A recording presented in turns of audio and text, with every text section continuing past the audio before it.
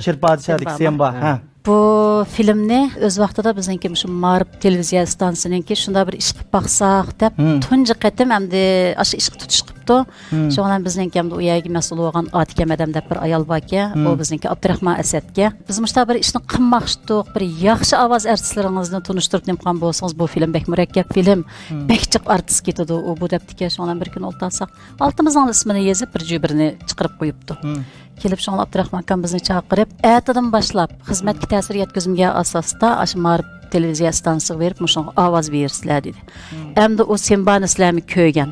Onanda endi mushu Hamma hayvon chiqadi aşkı. hamma hayvonlar emas, daraxtning jupirmig'idan tortib gap qiladi onanda.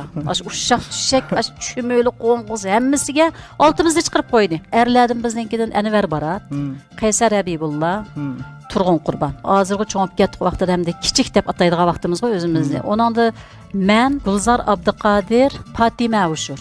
3 ayol. Endi buning shunda salmig'i eg'ir ularning yangi vaqti. Shundan biz bo'ladi deb basaq uningda hamma narsa gap qiladi ekan. Ham uningda hamma narsa bu yer do'rab o'ltag'lanmaydi. Endi isinglarni qag'incha bo'lganda hamda birsimizga degan 20-30 personajlar bo'linib ketdi o'z loyig'ida. Ham lekin sizlar uni farqlantira olmaysizlar. Ham bizga ishonganligi uchun tirishdik. Ham shuning ichida ham asosiy bildigandan ham sizlarningki Sherpadisha Sembaning kichik vaqti. Ananinkini xabar yetkazgan bir seriq qushqash bor. Uning oxiridagi bayon hamda asosli sizlarga ta'sir qilgan.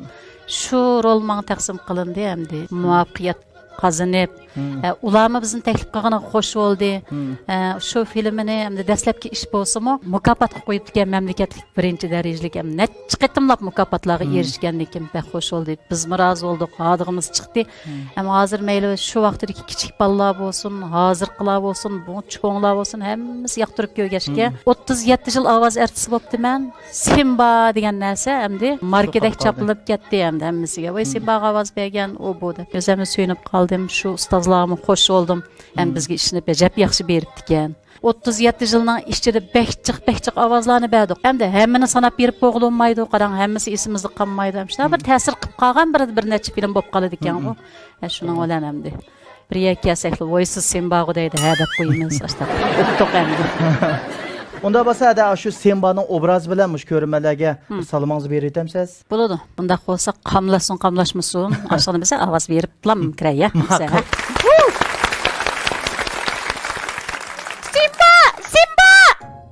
Semba! Qayersan? Semba! Bu seriq qushqash nim bo'ldi? Kimnizda olsa, nimaga chaqirsa, nimanda quduq qilib ketding? Semba! Sizlarni Bakira Karilla chaqiryapti. Hozir yo'lga chiqar ekanmiz. Nega bordi ekanmiz? Sirmazaro yayliqiga mangadi ekanmiz. Nima deding? Zirmazaro yayliqiga mangadi ekanmiz. Bek yaxshi bo'pti. Ben bu tez bo'l. Zirmazaro yayliqiga bordi ekanmiz. Tuqqanlarim bilan ko'rishalaydigan bo'ldim.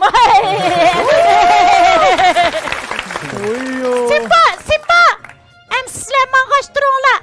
Men o'riq chashqan bilan seviz chashqanni chaqirib hozirlik ayninglardan yetaman.